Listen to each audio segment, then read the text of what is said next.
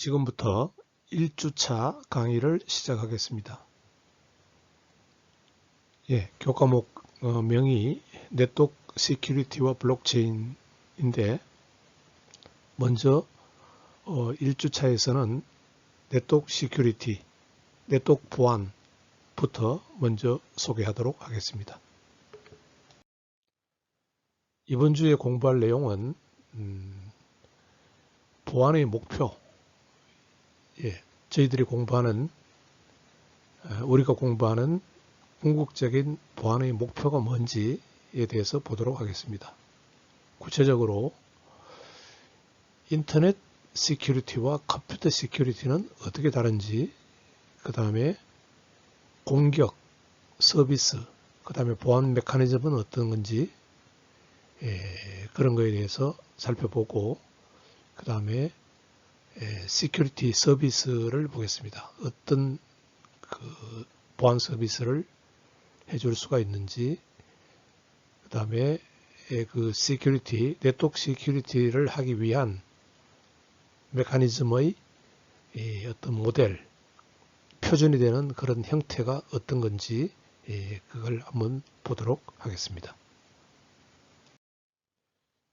먼저 보안의 목표를 요약한 슬라이드입니다. 보안의 목표는 CIA입니다. 이게 사실은 AA가 하나 더 있습니다. CIAA입니다. C는 confidentiality, 말 그대로 비밀성입니다. 비밀이 지켜져야 되고, 그 다음에 I는 완전성입니다. 완전성. 영어로는 이제 인테그리티인데요. 인테그리티. 이 완전성이 뭐냐? 인테그리티가 뭐냐 하면은 여러분들 그 가게에 파는 사과 과일 하나를 생각해 봅시다. 그러면 그 과일을 딸 때, 과수원에서 그 과일을 딸 때, 나무에서 딸 때는 사과가 흠집이 하나도 없었겠죠. 그래서 이제 그거를 팔기 위해서 시장에 갖다 내놨는데, 시장에서 이렇게 보니까, 전시해 놓은 물건을 보니까 뭔가 전송되는 과정에서 어디 부딪혀 가지고 흠집이 조금 생겨 있다는 거죠. 자세히 보니까 한 군데에 흠집이 생겨 있다 이거죠. 그러면 그것은 완전하지 못하죠. 그래서 완전성이라는 것은 그 과수원에서 사과를 딸 때 그때 그 형태 그대로 시장에 나와서 판매가 돼야 되는 겁니다. 그래서 거기에 조금이라도 과수원에서 사과를 딸 때하고 판매할 때하고 그 모양이 달라지면 그거는 이제 인테그리티가 성립하지 않는 겁니다. 그런 뜻이고요. 그 다음에 A, 가용성, availability의 A인데요. A라는 것은 가용하다는 것은 여러분들이 이미 알고 있겠지만은 도스 공격을 생각하면 됩니다. 도스 공격이라는 게 내가 어떤 시스템을 사용하고 싶을 때 그걸 막 공격해 가지고 사용하지 못하게 하는 거죠. 내가 컴퓨터를 사용하고 싶은데 다른 사람들이 그 컴퓨터를 막 건드려 가지고 내가 어떤 화면을 보려고 하면은 그게 안 보이도록 만들어 버릴 수가 있죠. 그러면 나는 필요할 때 그 화면을 볼 수가 없습니다. 왜? 남들이 막 거기 들어와 가지고 너무 많이 그거를 집적돼 가지고 내가 보려고 하면은 그걸 볼 수가 없게 되는 거죠. 그렇게 돼서는 안 된다는 거죠. 그게 가용성. 그게 가용성입니다. availability. 그 다음에 또 하나 보안의 목표 중에서 중요한 게 A. 또 다른 A. 그게 뭐냐면은 authenticity입니다. 인증. 우리말로 인증이랄까. 인증. 인증은 여러분들이 뭘 생각하면 되느냐면은 피싱 공격을 생각하면 됩니다. 이제 그런 예가 많죠. 전화에다가 이렇게 중국에서 은울한 한국말씨로 전화를 해가지고 나 저기 무슨 검찰청에 검사인데 당신 통신 계좌가 잘못됐으니까 그걸 하기 위해서는 돈을 얼마를 좀 보내면은 그걸 해주겠다 이런 식으로 검사를 사칭하는 그런 그 피싱 공격을 하는 경우 예가 있었습니다. 그런 경우에 내가 봐서는 이 사람이 진짜 검사냐? 이렇게 인증할 수 있어야 된다는 거죠. 인증. 상대방이 확실하다는 것을 인증할 수 있어야 된다는 겁니다. 그래서 보안은 CIAA. 비밀성이 있어야 되고 완전성이 있어야 되고 가용성이 있어야 되고 인증성이 있어야 되는 것이 그것이 보안의 목표가 되겠습니다. 예, 1주차는 소개니까 좀 하나하나 보도록 하죠. 비밀성, 영어로 confidentiality입니다. 비밀성. 여기 그림을 보면은 바브가 알리스에게 뭔가 메시지를 보냅니다. 네트워크이고요. 네트워크를 통해서 메시지를 보냅니다. 그러면 바브가 알리스에게만 보내야 되는데 중간에 다스가 끼어들어 가지고 전송되고 있는 그 바브가 보낸 메시지를 염탐을 할 수가 있다면은 이거는 비밀성이 뚫린 겁니다. 비밀성을 만족시키지 못하는 게 됩니다. 정보가 누설되면은요. 그 다음에 또 하나는 그 바브가 알리스에게 정보 자체는 아니지만은 언제 알리스에게 문자를 보냈고 습관적으로 언제 보내고 그런 어떤 패턴, 그런 패턴을 다스가 분석할 수 있습니다. 그럼 바브는 보통 보니까 그 알리스하고 통신을 하는데 아침에 일어나서 한 7시 아침부터 해가지고 보통 문자를 보냈는데 한 3개 보내고 또 한 30분 있다가 한 3개 보내고 이렇게 하더라 라는 그런 분석을 하는 것도 역시 비밀성에 대한 그런 공격이 되겠습니다. 정보 자체를 보는 것도 비밀성에 대한 공격이지만은 그 어떤 패턴을 분석하는 것, 그런 것도 역시 비밀성에 대한 공격이 되겠습니다. 다음으로 완전성 보겠습니다. 인테그리티. 아까 사과 이야기했죠. 과수원에 딸 때 그 모양 그대로 흠집 없이 시장에 나와야 된다 그랬죠. 근데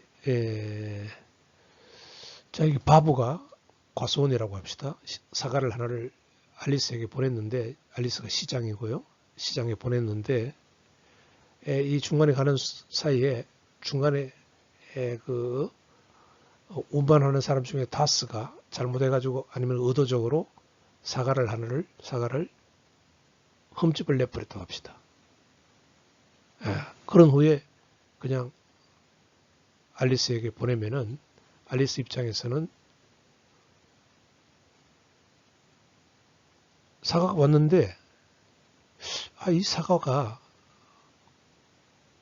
바보가 보낼 때부터 흠집이 나 있었는지 아니면은 바보는 흠집이 나지 않는 것을 보냈는데 중간에 오는 과정에서 흠집이 생겼는지 그것을 앨리스가 판단을 해야 됩니다.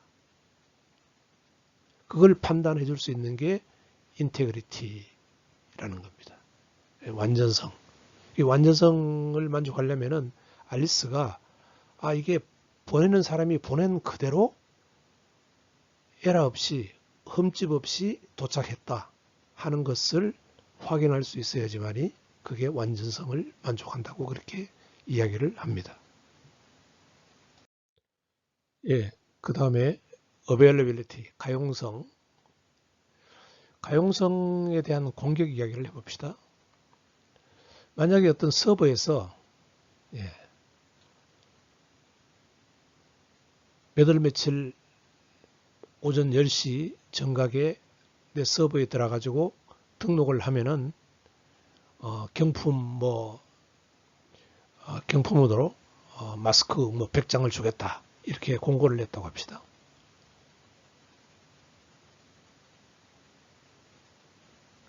그러면 바보가 기다리고 있다가 10시 정각에 서버에 등록하기 위해서 경품을 타내기 위해서 바보가 10시에 서버에 접속을 시도합니다. 그런데 서버는 처리할 수 있는 능력이 한계가 있는 거죠. 근데 이 다스가 이 바보가 그 경품을 타지 못하도록 하기 위해서 이 서버를 엄청나게 로드를 겁니다. 그러니까 다스가 등록하고 A라는 이름으로 등록하고 B라는 이름으로 등록하고 C라는 이름으로 등록하고 막 이렇게 등록하는 거죠. 그게 이제 컴퓨터로 하면은 그게 도스 공격이 되는데요. 그런 식으로 서버를 과부하를 야기시키면은 바보가 서버에 등록할 여력이 없는 거죠. 이 서버가 바보에게 바보 요청을 받아들여서 등록할 여력이 없는 겁니다. 그러면은 바보는 경품을 받을 수가 없겠죠. 이렇게 공격하는 것이 가용성에 대한 공격이 되겠습니다. 다음으로 인증성에 대해서 보도록 합시다. 오센티케이션. 인증성은 아까 내가 그 검사를 사칭해서 구자에 돈을 보내라 이런 걸 이야기를 했는데, 예를 들어서 바보는 가만히 있는데 앨리스에게 진짜 검사는 가만히 있었는데 다스가 검사인 척하면서 앨리스에게 전화를 걸어가지고 구자가 잘못됐으니까 돈을 얼마를 보내라 이런 식으로 이야기를 하면은 앨리스 입장에서는 이게 검사가 아니다 라는 것을 확인할 수 있어야 됩니다. 그것이 신분 가장 공격에서 오센티케이션을 하는 것입니다. 인증. 그 다음에 또 인증에는 그 부당 획득 정보를 재사용하는 그런 공격이 있습니다. 예를 들어서 바보가 요새 나오는 사용 많이 하는 그 QR 코드 같은 거를 나를 인정하기 위해서 앨리스에게 보냈다고 합시다. 그럼 앨리스가 보니까 바보 맞다 라고 이제 그렇게 인정을 했어요. 근데 그 QR 코드를 다스가 옆에 있다가 사진을 딱 찍어가지고 그 QR코드를 사진을 찍어서 다스가 다음에 하루가 지난 후에 알리스에게 딱 보여주면서 아, 나 바보라고 이렇게 QR코드 보내주면은 알리스 입장에서는 이게 QR코드가 바보가 생성했기 때문에 바보를 알 수가 있는 거죠. 그렇지만은 그렇게 되지 않습니다. 왜 그러냐면은 그 QR코드에 이 재사용, 한 번 만들었던 그 QR코드가 재사용될 수 없도록 그렇게 안에 정보를 넣어가지고 만들어 놨거든요. 그러니까 이 인증을, 이러한 부당 획득한 정보를 또 한 번 더 사용하는 그런 것들을 원천적으로 막아놨습니다. 그래서 그런 QR코드 같은 거는 재사용할 염려가 사실은 없어요. 걱정할 필요가 없는데 이제 예를 들어서 그렇다는 겁니다. 그러니까 재사용하는 것을 막아주는 것도 인증에 해당된다는 겁니다. 인증성에 해당된다는 겁니다. 자, 그 다음에 인터넷 시큐리티, 컴퓨터 시큐리티, 이게 혼돈해서 쓰기도 하고 뭐 이렇게 그런 경우가 있는데 구분을 좀 해야 됩니다. 인터넷 시큐리티는 전송 중에 뭔가 보안의 문제점, 공격에 대해서 대응하는 것이고, 컴퓨터 시큐리티는 컴퓨터 안에 저장된 정보에 대한 공격에 대비하는 것입니다. 예를 들어서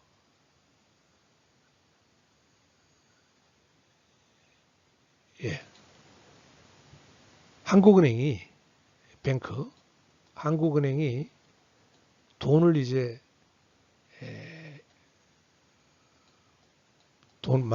돈을 한국은행이 가지고 있다가 지폐를 가지고 있다가 이제 부산에 있는 한국은행으로 현금을 수송을 한다고 합시다. 돈을 수송하는데 차에 싣고 싣고 부산으로 보낸다고 합시다.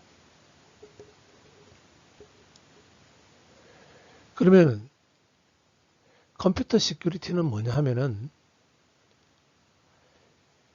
한국은행의 은행에 있는 돈, 이 돈을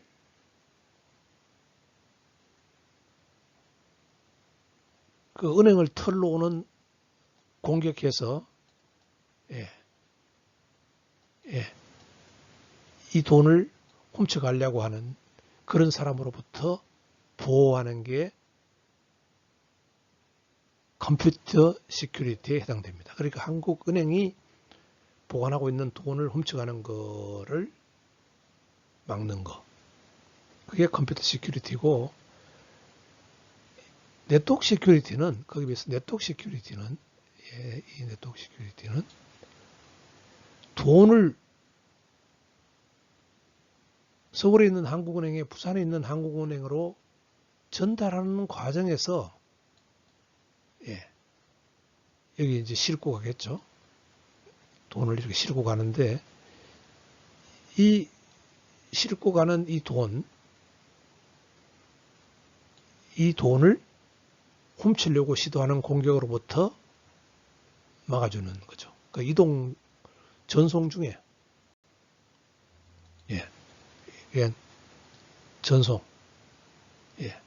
전송 중에 데이터를 보호하는 겁니다.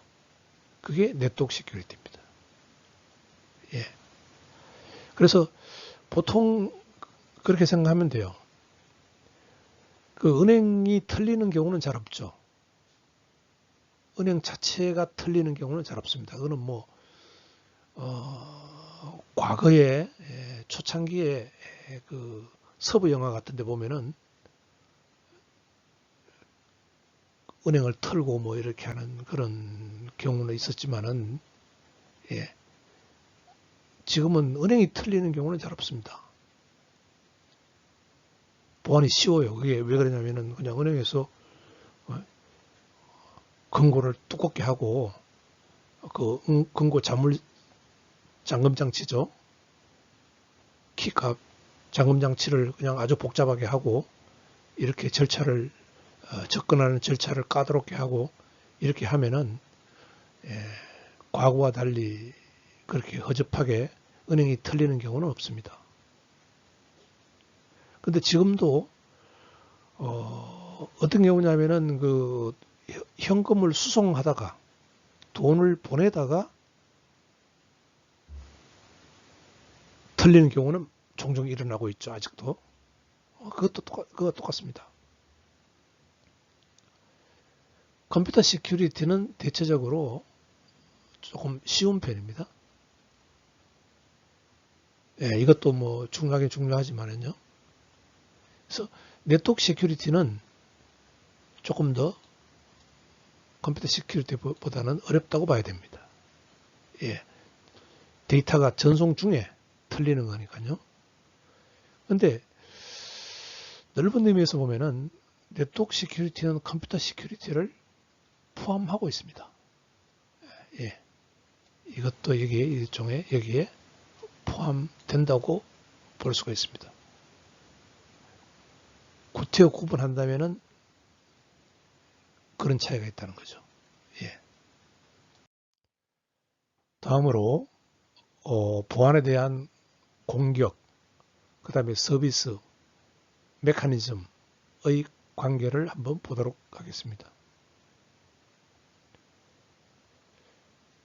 항상 어떤 메커니즘, 어떤 장치를 만들기 위해서, 보안에 대한 장치를 만들기 위해서는 일어날 수 있는 공격을 먼저 분석을 해야 됩니다. 예, 메커니즘이라는 것은 여러분들 가정에 있는 아파트에 있는 그 현관 키라고 봅시다. 키.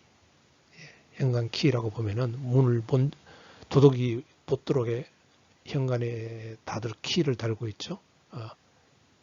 자물쇠라 그래요. 자물쇠.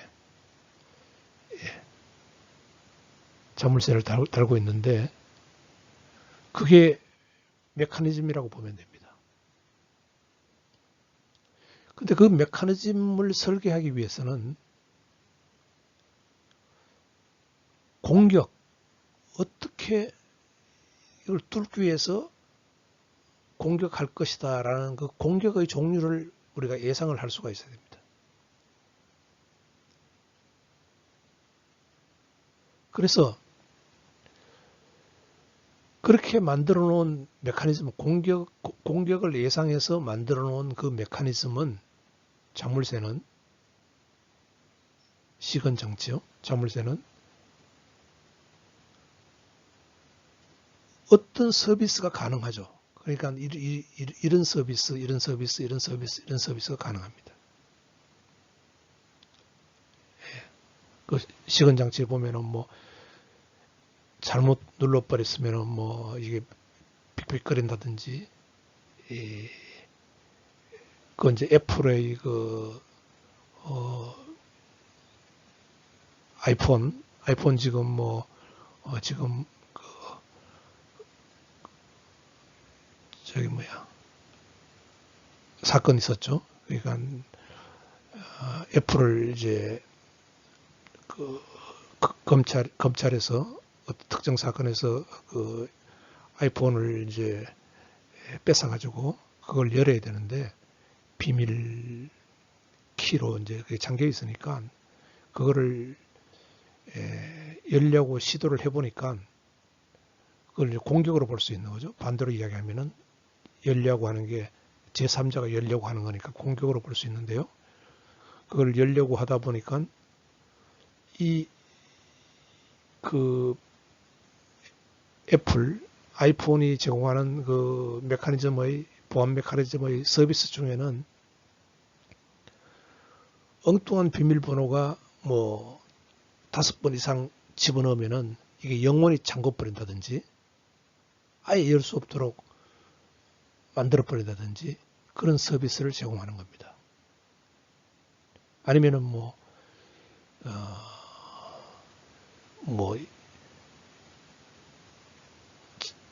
한 번이라도 잘못 비밀번호를 넣으면은 그거를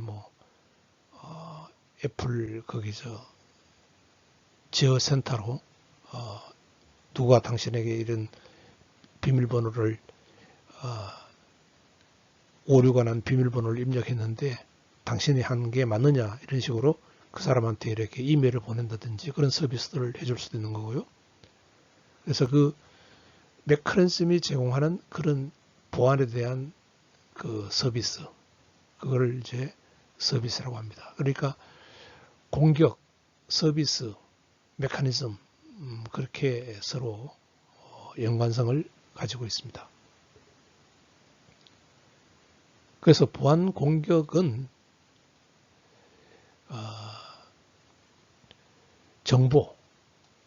정보의 시큐리티, 정보가 보호돼야 되는데 보안이 지켜져야 되는데 그것을 컴프로마이즈라고 하는 것은 그것을 그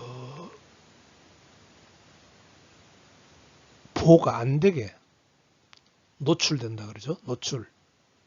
예. 보안이 무너진다는 그게 무너진다는 이야기가 낫겠네요. 컴프로마이즈가. 예. 그게 보안성이 무너지게 하는 행동입니다. 어택이 보안성이 무너지게 하는. 예. 그러니까 그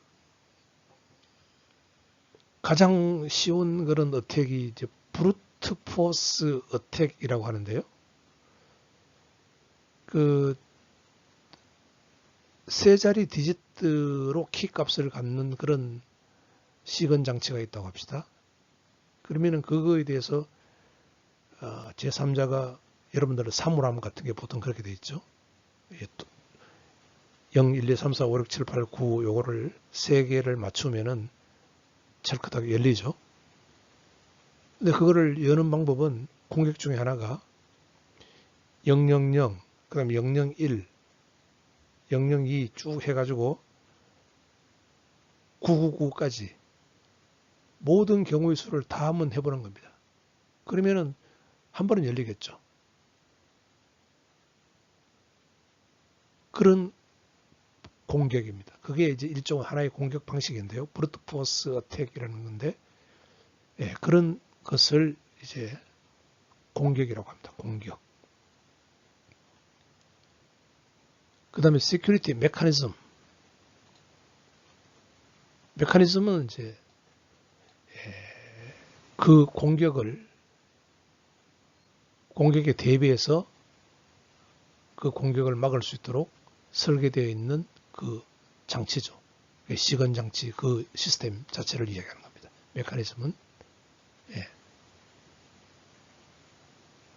그 다음에 서비스는 아까 이야기한 대로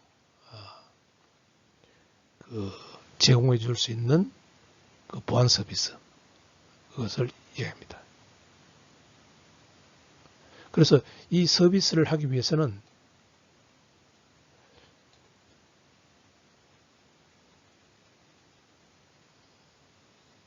서비스를 제공하기 위해서 여러 개의 보안 메커니즘을 이용할 수가 있습니다.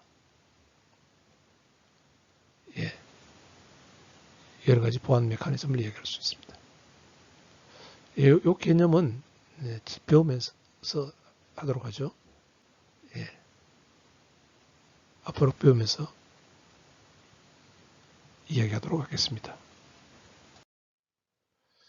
자, 그럼 보안 공격의 형태를 한번 분류해 봅시다. 요게 이제 노멀 플로죠. 노멀 플로. 예, 여기서 인포메이션을 보내면은 여기 받는 사람이 여기서 목적지에서 받았습니다. 그래서 깨끗하게 이렇게 에러 없이 가면은 이게 노멀 플로입니다. 정상적인 전송이 일어나는 거죠. 근데 인터럽션, 공격, 중간에 막아버리죠. 누군가가 전송되고 있는 중간에 막아버렸어요. 블락킹 시켜버립니다. 인터럽션. 그러면은 이거는 아까 이전 슬라이드에서 그 어떤 서버에 경품을 주려고 했는데 10시에 접근을 못하게 막아버리는 거랑 마찬가지로 어베일러빌리티에 대한 공격입니다.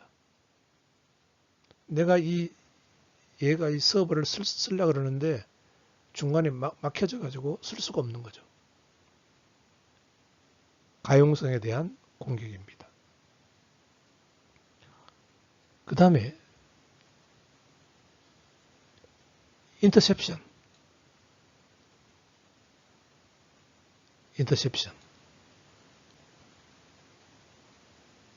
중간에 제3자가 정보를 낚아채 가지고 인터셉트 해 가지고 보는 겁니다. 농구에서 인터셉트 하는 것과 똑같습니다. 인터셉트. 이것은 confidentiality, 비밀성에 대한 공격이 되겠습니다. 그 다음에 modification. 얘가 정보를 보냈는데 중간에 얘가 딱 수정해가지고 이렇게 보냈습니다. 중간에 아까 사과 과수원 이야기했죠. 시장에 보내는데 중간에 흠집이 났단 말이죠. 이것은 인테그리티, 이 입장에서는 완전성에 대한 공격입니다. 그 다음에 publication. modification은 수정이라는 뜻이고요. publication은 얘가 자기가 pretend, 예인 척하고 자기가 만들어서 보내는 겁니다. 그래서 A 입장에 봤을 때는 엉뚱한 놈이 얘가 A라고 하면 알리스라고 하면은 알리스인 척 하면서 보내는 거니까 authenticity에 대한 공격입니다. 인정성에 대한 공격이 되겠습니다.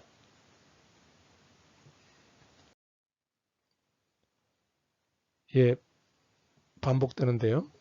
CIA 보안에 대한 목표는 confidentiality, integrity, availability, authenticity, 이 세 가지가, 네 가지가 되겠습니다. 약간 반복되지만은 예를 한번 들어보면서 빨리 진행하도록 하겠습니다. confidentiality 예를 봅시다. confidentiality.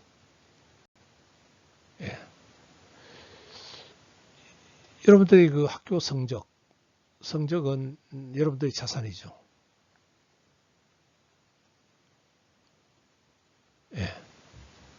이게 confidentiality. 누가 와서 보면 안 되죠. 보안이 지켜져야 되는 정보입니다. 비밀성이 지켜져야 되는 정보죠. 아무나 와서 여러분들 성적을 보면 안 되잖아요. 그게 confidentiality입니다. 그 다음에 integrity, 완전성. 완전성을 보면은 예를 들어서 환자의 진료 기록. 환자의 진료 기록이 병원 데이터베이스로 해가지고 의료보험공단에 다 있습니다. 근데 이거를 누군가가 이 기록을 고쳐버렸다고 합시다. 고쳐버렸다고 합시다. 예를 들어서 뭐 출입국 관리소에 그 사람이 언제 몇 월 며칠 나갔고 뭐 이런 정보들이 다 있는데 내한테 불리하니까 권력을 이용해서 어떻게 그걸 출입국 기록을 고쳐버렸다고 합시다. 그거는 인테그리티에 대한 공격이죠. 완전성에 대한 공격입니다. 이 정도까지만 하죠. 뭐. 그 다음에 availability, 가용성. 이것도 그냥 간단하게 이야기하고 넘어가죠. 뭐. 예를 들어서 뭐 특정한 어떤 그런 뭐 아주 그 예민한 그런 중요한 정보를 발표하는 웹사이트가 있다고 합시다.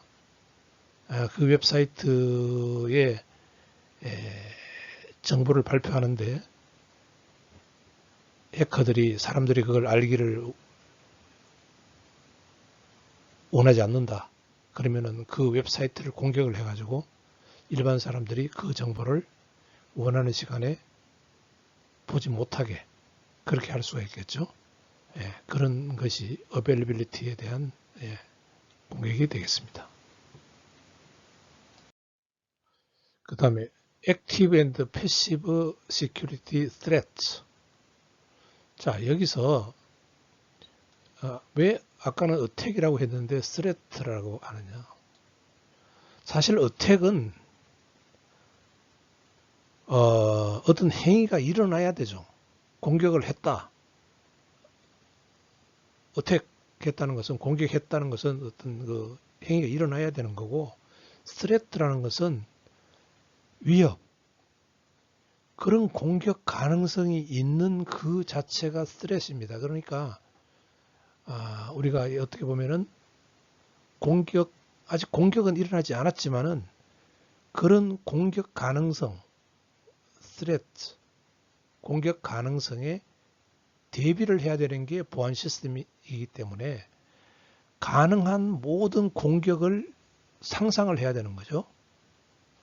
그게 스트레스입니다. 스트레스. 공격을 상상하는 거. 그러니까 공격이라고 봐도 됩니다. 그래서 두 가지 종류가 있는데 수동적인 스트레스 공격과 공격 가능성 그냥 공격이라고 하겠습니다. 능동적인 공격. 두 가지가 있습니다. 먼저 수동적인 공격을 보면은요. 수동적이라는 것은 바브가 메시지를 앨리스에게 보냈는데 중간에 다스가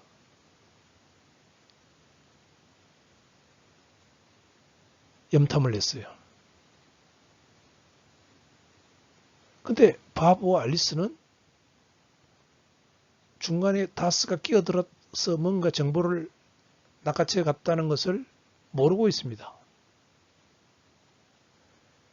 릴리스 됐다는 것을, 정보가 노출됐다는 것을 모르고 있습니다.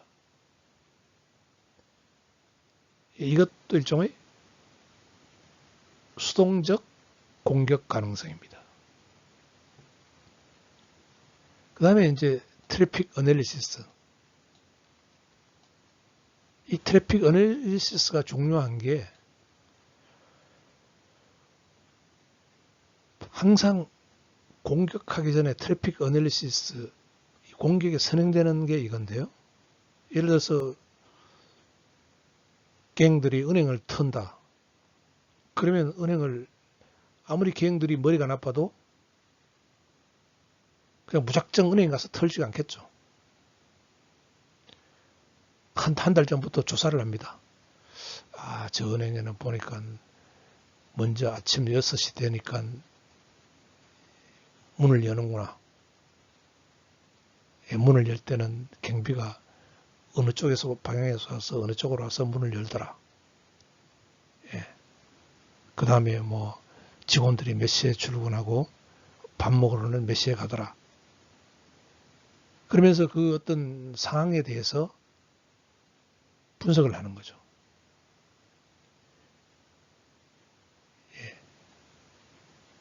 그 다음에 그 뭐 현금은 어디에 보관하고 고객이 예금하니까 돈은 어떻게 움직이고 뭐 어떻게 가더라. 은행 돈을 수송을 할 때는 뭐 어떤 절차를 해가지고 어떻게 가더라. 그런 거에 대한 정보를 수집할 수가 있습니다. 사전에. 그게 트래픽 어널리시스입니다. 통신 보안에서 보면은요. 그래서 바브가 알리스에게 어떤 메시지를 보내거나 하는 것들의 메시지 내용 자체는 볼 수 없지만은 중간에 다스가 바브와 알리스가 뭔가 통신하는 메시지를 보내고 받고 하는 어떤 패턴에 대해서 분석을 충분히 할 수가 있습니다. 이것이 역시 바브가 알리스가 모르는 사이에 일어나는 겁니다. 이 트래픽 어널리시스 공격도 수동적인 공격이 되겠습니다. 자, 그러면은 액티브 어택을 한번 봅시다. 액티브 어택. 적극적인 공격, 능동적인 공격. 네. 가장 먼저 마스커레이드가 있습니다. 마스커레이드는 바보는 가만히 있는데 아까 그 피싱 이야기를 예를 들었죠. 어눌한 그 중국에서 알리스에게 전화해가지고 검사라고 사칭하고 돈 보내라고 뭐 그러는 이런 공격을 마스커레이드라고 그럽니다. 또 다른 액티브 공격에는 모디피케이션 공격이 있습니다. 바브가 알리스에게 보낸 메시지를 다스가 낚아채가지고 일부 수정한 후에 알리스에게 보내는 겁니다. 그 다음에 또 액티브 공격에는 리플레이 공격이 있습니다. 아까 그 QR코드 이야기했죠. 바브가 알리스에게 자기의 뭔가 정보를 주기 위해서 QR코드를 보냈는데 그걸 다스가 낚아챘다가 다음날 알리스에게 바브가 보낸 것처럼 하면서 그 QR코드를 보내주면은 만약 그게 성공하면은 이 리플레이 공격이 성공된 거죠. 그 다음에 또 액티브 어택 중에서는 우리가 잘 아는 도스 공격이 있습니다. Denial of Service, 도스 공격. 경품 준다고 몇 시, 10시까지 들어오면 경품 준다고 뭐 그럴 때 그걸 방해하는 다스가 이 서버에게 과부하를 야기시켜가지고 이 바브가 이 서버를 접근하는 것을 못하게 이렇게 해버리는 이러한 공격을 도스 공격이라고 그렇게 이야기를 합니다. 다음으로 보안 서비스에 대해서 보도록 합시다. 보안 서비스 중에서 여기 빨간 것부터 하나씩 보도록 합시다. 먼저 오센티케이션, 인증 서비스. 인증 서비스는 두 가지가 있습니다. 인증 서비스는 먼저 Peer Entity Authentication. 이게 아까 이제 그 중국에서 전화가 와가지고 검사라고 하면서 그 돈을 보내라 뭐 그런 건데요. 어떤 그 커넥션, 중국에서 전화 오는 그 연결에 대해서 그 전화 건 사람의 아이덴티티, 연결한 사람의 그 아이덴티티에 대해서 확인할 수가 있어야 된다. 그것이 Peer Entity Authentication입니다. 그 다음에 데이터 오리진 오센티케이션이 있는데 이것은 뭔가 내한테 정보가 왔는데 그 정보를 보낸 사람이 그 사람이 확실하냐? 그러니까 source of received data. 지금 도착한 정보의 소스, 보낸 사람을 확인할 수 있어야 됩니다. 어시오런스. 확인할 수 있어야 됩니다. 그것이 오센티케이션 서비스입니다. 그 다음에 또 액세스 컨트롤 서비스가 있습니다. 액세스 컨트롤은 접근 자체를 제어를 하는 거죠. 그래서 아무나 컴퓨팅이나 통신 자원을 이용하지 못하게 하는 겁니다. 오직 허가된 사람만이 사용할 수 있게 합니다. 그래서 unauthorized use, 허가되지 않은 사람은 어떤 리소스, 컴퓨팅 자원이나 네트워크 자원을 허가하지 않는 사람이 사용하는 것을 방지해주는 역할을 하는 게 액세스 컨트롤입니다. 이거는 뭐 여러 가지 방법이 있겠죠. 로그인 같은 걸 해서 등록된 사람만 사용하도록 하는 방법도 있을 거고요. 여러 가지 방법이 있습니다. 액세스 컨트롤 서비스가 있습니다. 그 다음에 컨피덴셜 서비스가 있습니다. 프라이버시라고 하는데요. 사실 보안은 이 컨피덴셜리티부터 시작했다고 해도 과언이 아닙니다. 보안 기술의 역사는요. 왜 그러냐면은 보안이라는 게 그 전쟁에서 시작되었으니까요. 그러니까 특히 2차 세계대전 때 독일이 그 공격 명령 같은 것을 보낼 때 영국에서 그것을 해독하기 위해서 그때 이제 보안 기술이 발달하게 되는데 그러니까 암호 지령을 해독하려고 노력한 그 기술입니다. 컨피덴셜리티. 그래서 이 컨피덴셜리티 서비스는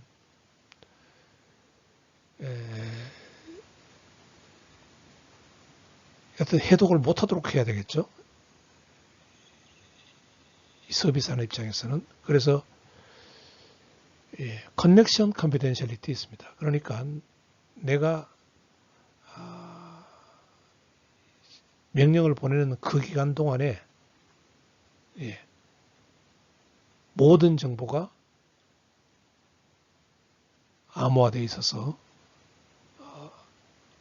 그 프라이버시, 비밀성을 보장해 줄 수 있게 하는 그 서비스입니다. 그 다음에 커넥션 리스 컨피덴셜리티는 이제 보통 그 인포메이션 정보를 보낼 때 데이터그램 단위로 보냅니다. 데이터 단위로. 그래서 그 데이터그램 단위로 비밀성이 보장되게 그렇게 하는 겁니다. 그것을 커넥션 리스 컨피덴셜리티라고 그러고요. 셀렉티브 필드 컨피덴셜리티는 그 인포메이션을 데이터 블록, 데이터그램으로 만들어서 보낼 때 특정 필드, 선택된 그 부분만 보안 처리를 해줍니다. 그러니까 비밀성 처리를 해주는 그 서비스가 Selective Field Confidentiality라고 이야기를 합니다. 그 다음에 Traffic Flow Confidentiality, 이것도 중요한데요. 이거는 말 그대로 상대방이 트래픽 어널리시스를 못하게 합니다. 속이는 거죠. 그러니까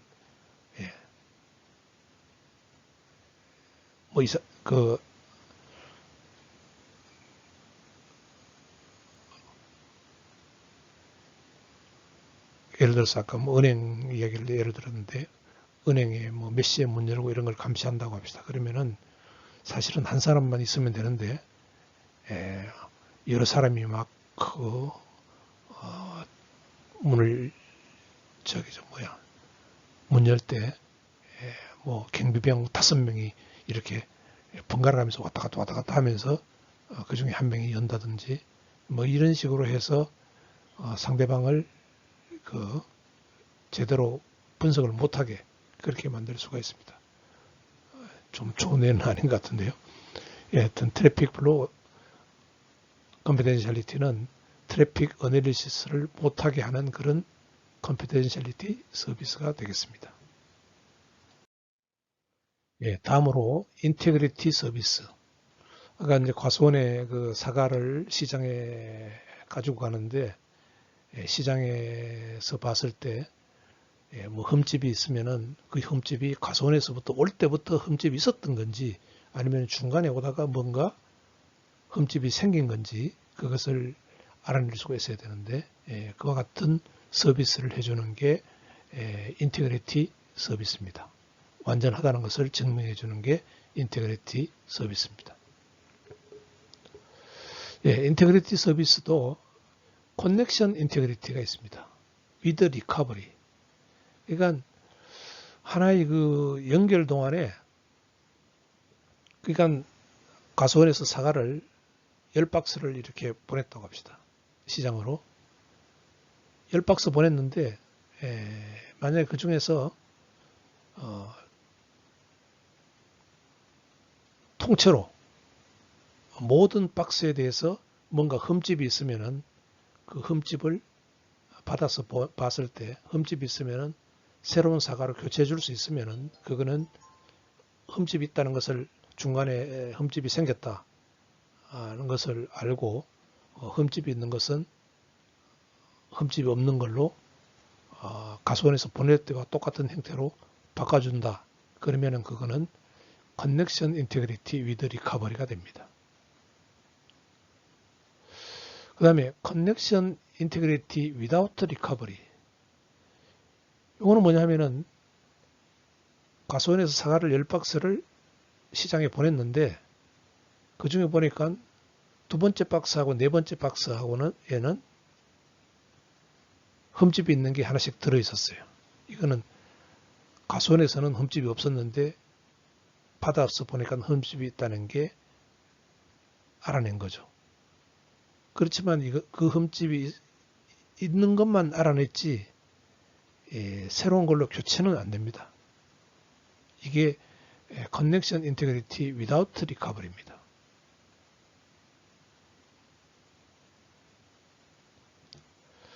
그 다음에 좀 순서를 바꿔서 보면 커넥션 리스 인테그리티입니다. 커넥션 리스 인테그리티는 그 사과를 아까 10박스 다 그런 게 아니고 박스별로 흠집이 있는지 없는지를 알아낼 수 있게 해주는 겁니다. 그러니까 기준이 하나의 그 10박스 이렇게 한번 10박스를 보내면 10박스가 아니고 한 박스별로 그렇게 구분할 수 있는 능력입니다. 그 다음에 Selective Field Connection Integrity. 이거는 뭐냐면은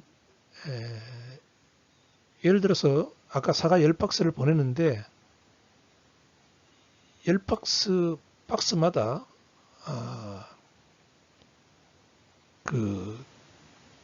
뭐 그런 경우는 사과에는 잘 없습니다만은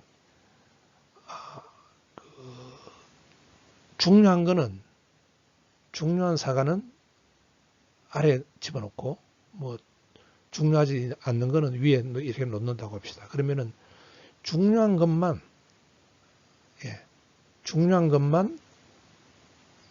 그 인테그리티 이게 보낼 때 흠집이 생긴 건지 중간에 흠집이 생긴 건지 그게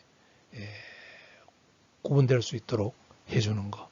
그게 Selective Field Connection Integrity입니다.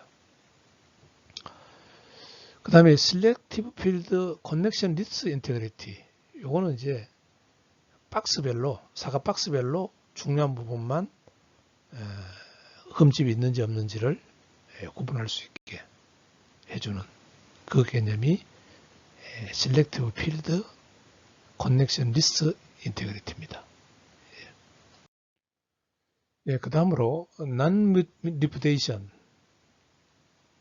서비스입니다. 이 Non-Reputation 서비스는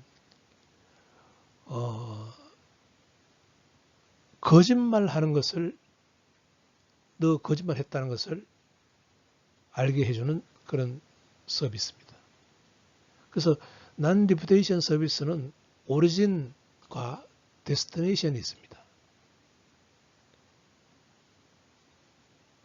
오리진은 예를 들어서 누가 돈을 빌려 봤는데 돈을 빌려간 사람이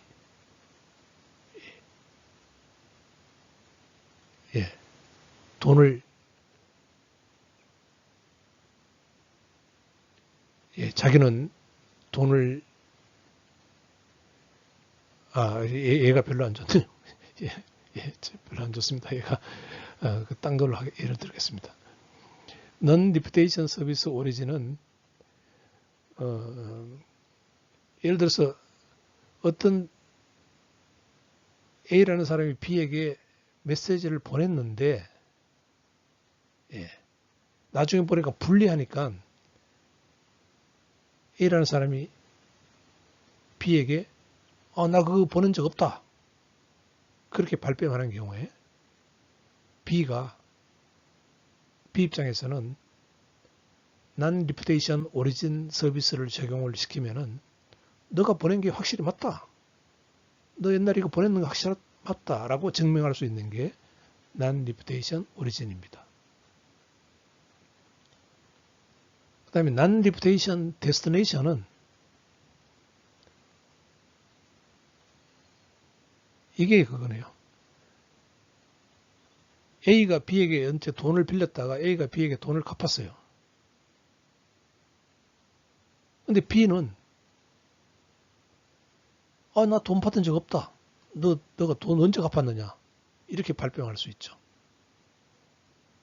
그거를 증명할 수 있는 게 A 입장에서 너 옛날에 내가 이거 보냈는 거 너 받았지 않느냐? 라고 증명할 수 있는 게 non-reputation destination입니다. 그 다음에 이제 availability 서비스가 있습니다. 가용성에 대한 서비스입니다. availability 서비스는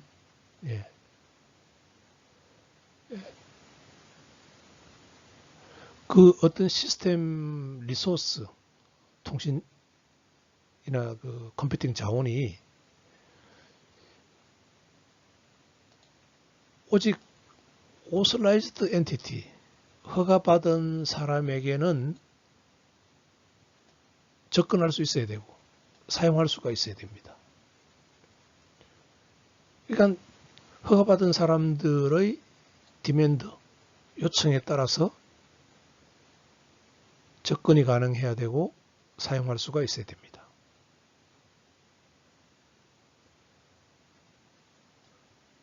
어느 수준으로 즉 해야 되느냐면은 그 시스템이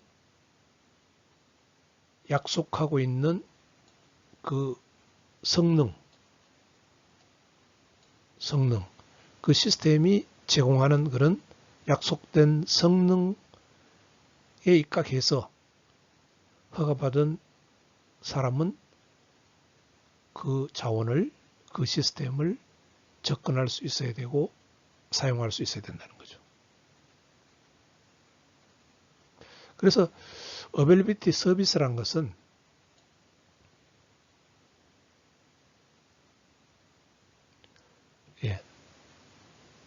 어베일리티 서비스란 것은 대표적으로 도스 공격,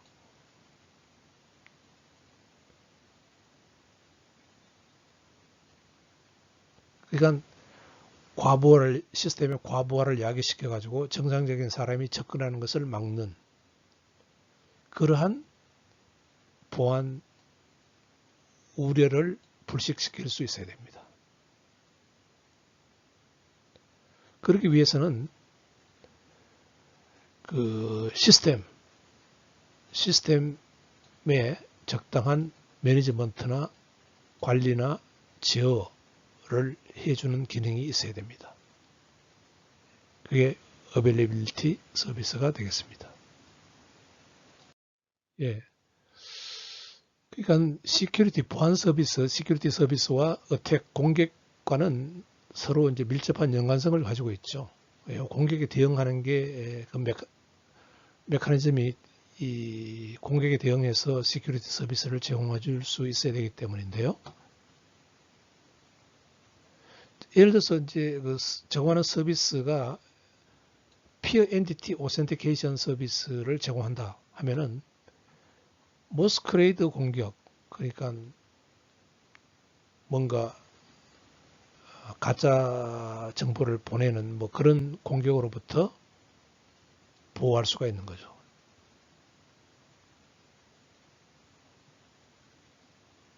데이터 오리진 오센티케이션도 마찬가지입니다. 머스크레이드 공격을 막을 수가 있습니다. 액세스 컨트롤도 머스크레이드를 막을 수가 있습니다. 컨피덴셜리티, 비밀성. 비밀성 서비스는 정보를 염탐하는 릴리스 오브 메시지를 막을 수가 있습니다. 트래픽 플로 컨피덴셜리티, 트래픽 어널리시스, 분석하는 것을 막을 수가 있습니다.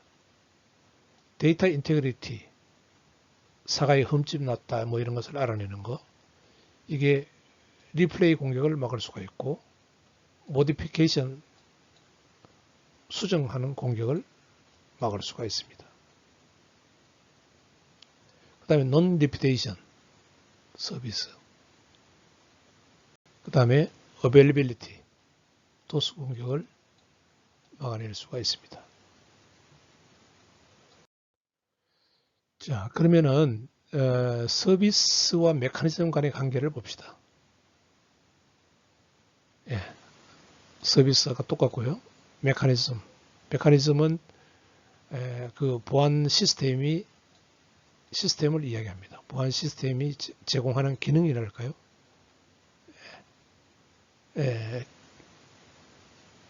보안 시스템 그 메커니즘. 그래서 메커니즘의 그 인사이퍼먼트라는 게 이게 암호화라는 뜻입니다. 이게 이제 인사이퍼먼트, 암호화. 암호화를 하면은 암호화 기능이 있으면은 이 피어 엔티티 오센티케이션 문제가 해결되고 서비스를 제공할 수 있게 되고 데이터 오리진 오센티케이션 서비스를 제공할 수 있고 컴피덴셜리티 서비스를 제공할 수 있고 트래픽 플로우 컴피덴셜리티도 어느 정도 할 수 있고 데이터 인테그리티도 할 수가 있습니다. 그 다음에 메커니즘에는 전자서명이 있습니다. 전자서명 마찬가지로 Peer Entity Authentication, 데이터 오리진 오센티케이션, 데이터 인테그리티, non-reputation 할 수 있고요. 액세스 컨트롤 메커니즘으로서 액세스 컨트롤을 할 수 있고 데이터 인테그리티 메커니즘으로서 데이터 인테그리티 이 서비스 이름하고 똑같습니다. 왜 그럴 수밖에 없어요. 서비스 메커니즘이 같이 움직이기 때문에 그렇습니다. availability 그 다음에 authentication, exchange 상호 그러니까 인정하는 겁니다. 상호 인정 Peer Entity Authentication, Availability Authentication이 안 되면 자원을 사용 못하게 하는 거죠. 그러니까 Availability가 되는 겁니다. Authentication Exchange라는 것은 이제 서로 니하고 내하고 서로 우리 너는 나를 인정하고 나는 너를 인정하고 그걸 이야기하는 겁니다. 트래픽 패딩 이거는 막 가짜 데이터를 막 집어넣는 거죠. 아까 경비병이 한 명이 가서 아침에 그 문을 열 수도 있는데 10명이 가는 것처럼 이래 해가지고 막 헷갈리게 만드는 겁니다. 그게 이제 트래픽 플로우 컨피덴셜리티를 제공해 줄 수가 있고요. 그 다음에 라우팅 컨트롤 메커니즘에는 라우팅 컨트롤이 있는데 이것도 역시 컨피덴셜리티와 트래픽 플로우 컨피덴셜리티를 할 수 있고 경로를 이렇게 제어를 합니다. 그러니까 특정한 경로로 통해서 들어올 수 있도록 이렇게 함으로써 막을 수가 있고요. 그 다음에 노트라이제이션, 이게 이제 노터리란 게 이제 그 공증하는 걸 노터리라고 하는데 공증 쓴다는 거죠. 예. non-reputation. 예. 나중에 딱 잡아 떼는 거를 막아줍니다. 공증을 하면은 공증하는 게 그거잖아요. 예. 예. 변호사 사무실에 가서 공증하죠. 공증. 예, 그겁니다. 예, 모델 포 네트워크 시큐리티. 그러니까 네트워크 보안의 그 모델, 아주 전형적인 모델을 보도록 합시다. 자, 아까 여기 서울에 있는 한국은행에서 뱅크에서 부산에 있는 뱅크로 현금을 수송한다고 합시다.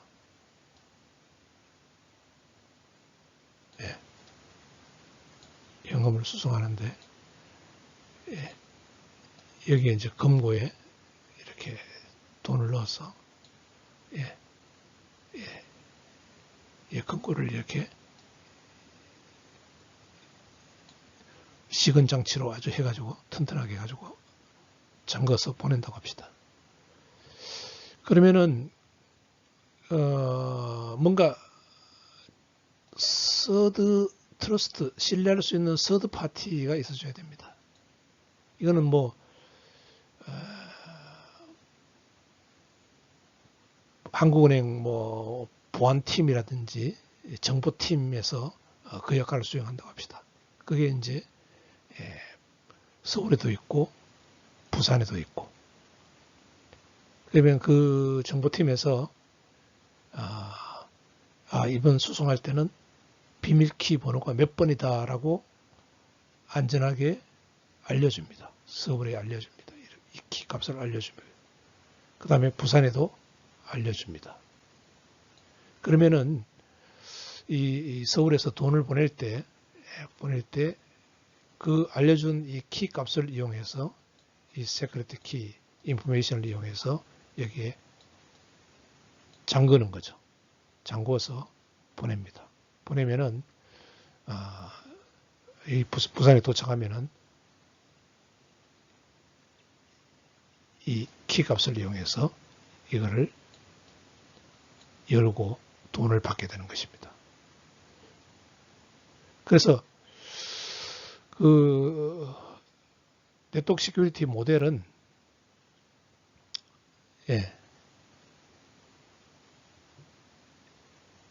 나중에 이제 보면은 그 키가 있고요. 보안 키가 있고, 그 다음에 요게 시큐리티 릴레이스 트랜스폼 하는 게 요게 암호화 알고리즘에 해당되는 겁니다. 그 다음에 요게 키가 있고, 그 다음에 요게 뭐냐면은 복호화 알고리즘에 해당되는 겁니다. 알고리즘이라고 합니다. 예, 다시 요게 암호화 알고리즘, 요게 복호화 알고리즘. 근데 이때 사용하는 키 값을 이 서드 파트가 중개하는 이 키 값이 어떤 키를 사용하느냐에 따라서 대칭 키를 사용하느냐, 공개 키를 사용하느냐, 거기에 따라서 이제 시스템이 나눠지게 됩니다. 그 이야기는 이제 차츰차츰 공부해 나가도록 그렇게 하겠습니다. 예, 다음으로 원하지 않는 사람이 어떤 시스템에 접근해 오는 그런 경우를 막는 방법을 보도록 합시다. 이거는 컴퓨터 시큐리티와 더 관련이 있는 건데요. 네트워크도 마찬가지입니다만은 접근해 오는 것을 막는 방법입니다. 그래서 그 접근해 오는 것이 이 오포넌트 반대자라는 뜻인데 해커라고 보면 됐습니다. 해커. 사람인 경우에는 이 반대자가 사람인 경우에는 해커가 되는 거고요. 이게 소프트웨어면은 반대자가 소프트웨어면은 바이러스나 웜 같은 게 될 수 있겠죠. 결국은 이게 해커면은 이게 해커 사람이 들어와서 어떤 인포메이션이 들어와서 데이터를 뭐 손을 대거나 고치거나 뭐 훔쳐가거나 그렇게 할 거고요. 이 바이러스가 들어오면은 이제 이거를 데이터를 망가뜨릴 거고요. 웜도 못 쓰게 할 겁니다. 마찬가지일 겁니다. 예. 그래서 이걸 어떻게 하느냐?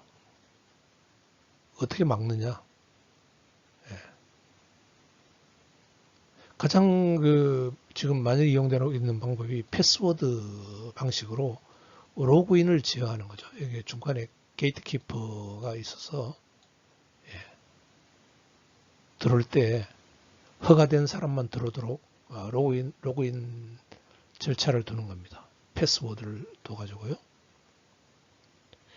그 다음에 스크리닝 하는 기능입니다. 이게 이제 소프트웨어에 대해서 바이러스나 웜에 대해서 뭐 안철수 V3 뭐 그런 게 하는 겁니다. 스크리닝 한다는 게 웜 바이러스가 들어오는 걸 차단하는 겁니다. 그뿐만 아니고 일단 들어오더라도 사람이든 소프트웨어든 일단 들어와서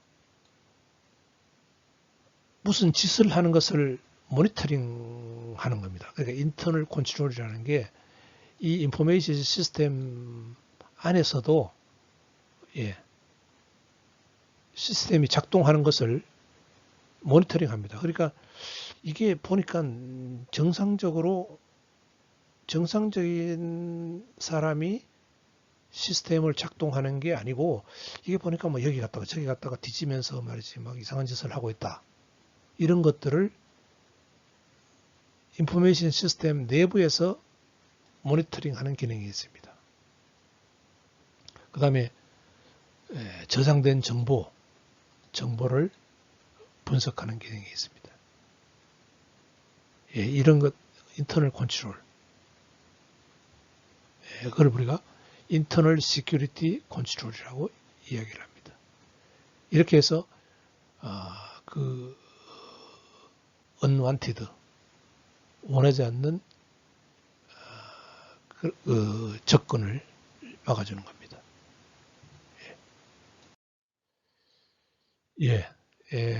여러분들 지금 배우는 과목이 네트워크 보안과 시큐리티인데 첫 번째 주는 네트워크 보안 측면에서 총 소개하는 정도로 한번 살펴봤습니다. 그리고 다음 주는 이제 블록체인에 대해서 소개하는 주가 되겠습니다. 그리고 이제 3주부터 본격적으로 이제 수업이 진행된다고 보면 되겠습니다. 여러분들 첫 번째 주 수고했습니다.